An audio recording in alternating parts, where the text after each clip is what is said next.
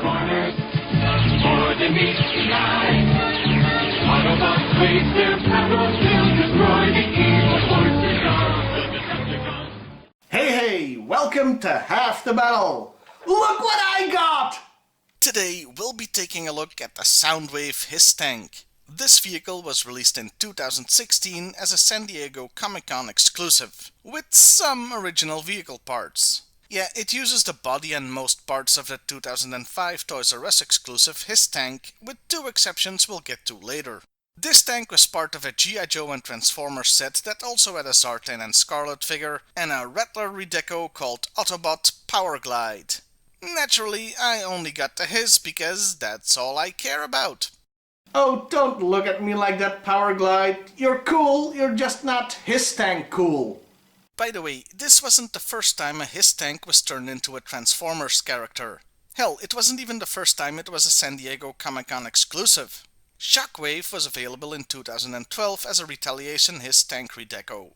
Now, I'm not gonna elaborate too deeply on who Soundwave is. He's a Decepticon that transformed into a cassette player. He is hella cool!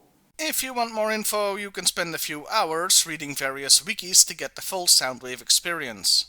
Now, the obvious thing about this toy is that it doesn't transform. It's strictly a vehicle, so it only has a vehicle mode. And I have expressed my disdain for Transformer toys that don't transform like the Action Masters, so this should bother me. But in this case, it's a HISS tank and that's awesome, so I don't care! And you can always put another Soundwave toy next to it and call that a robot mode if you really wanted to. But if it doesn't transform, then what makes this toy Soundwave? Well, quite a few things. First and foremost, there's the color scheme. Overwhelmingly blue with silver and some gold really captures the Transformers look. The fact that blue is also a color often used for Cobra is a fortunate coincidence. And the headlights look like menacing eyes. They're even yellow, similar to several of Soundwave figures. There's also the decal stickers, one of which has a Decepticon logo. Now, I know just having that logo isn't enough. I mean, I'm wearing one right now, and I'm certainly not an evil robot in disguise. As far as you know. The definitive clue, though, is in the parts they made specifically for this toy, namely the two rocket launchers and, missiles, I guess you could call them? Yeah, they launch, so they are missiles, but you can just see them as sonic weapons and keep them in the launchers. They are made to look like Soundwave's primary weapon. Very cool. There's one weird thing about these things. The two launchers aren't identical. One is shorter than the other. I didn't even notice this at first. And even the blueprints. Yeah, this thing came with blueprints. How awesome is that? Even the blueprints seem confused, as most drawings have two different ones, but one has them looking the same. The difference is intentional, as one of them without the missile looks like the robot's secondary weapon, a launcher for mini-missiles. This is such an awesome attention to detail. You can tell they wanted to do things right when it came to these Comic-Con exclusive toys. Since this thing has the body of the 2005 HISS, it comes with the same features as that one. Two double missile launchers on the front that really fire, two small guns underneath the cockpit that move, and two flaps on the sides that open up, revealing room to put figures. If you happen to own this toy, you want to be careful with all these missiles and the two guns, since this is a rare freaking toy. So finding replacement parts if you lose one is gonna be next to impossible. Now, if you want my overall opinion of this toy... It's freaking awesome! There, that one sentence was the whole review. I can safely say that this is the crown jewel of my HISS tank collection. Though that doesn't mean it's the best HISS tank or even my personal favorite. That honor still goes to the original HISS tank. This one is the crown jewel though because of the rarity and the unique and great concept. Also because I get to do this. Soundwave on Soundwave. You think I'm done? Hell no! Soundwave on a Soundwave placemat. It's like an inception of Soundwaves that don't transform. Hell, one isn't even a toy. Now, unsurprisingly, this was the only HISS tank Soundwave ever released. Which means that it is time to talk about the character, starting with the file card.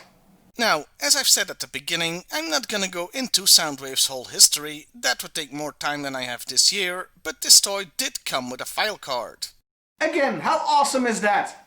This card is pretty much a direct copy of the text of the original Toys file card, though they called them tech specs back then rather than the G.I. Joe term. I don't think tech specs can apply here because, well, there aren't any technical specifications, unlike with the original. His function is communications, as is the norm with Soundwave, and he has a quote. Cries and screams are music to my ears. Oh, he's a Nickelback fan. Yes, I know, low-hanging fruit. The main thing to take away from that text is that he's hated by everyone, including his fellow Decepticons. That's because he's as much a spy as a communications guy. He's got a wide variety of ways of getting information, including freaking mind reading, and he uses this for blackmail and to enhance his status. Yes, he'll spy on his fellow Decepticons as well as the Autobots. He gathers information about everybody and then uses it for profit. Oh my god, Soundwave is Facebook!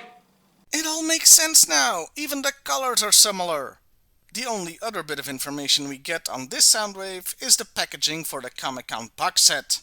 Now, does it explain why he's a HISS tank all of a sudden? Of course frickin' not! The front of the box is just a cool action scene, and it's done up like the cover of a comic book. Does that mean this set came with a comic book to explain it all? Of course frickin' not!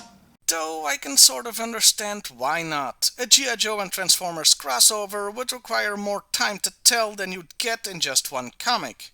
Plus, this set already cost like $108 at the time. Adding a comic book to that would make it even more expensive. Still, it would have been nice to get something.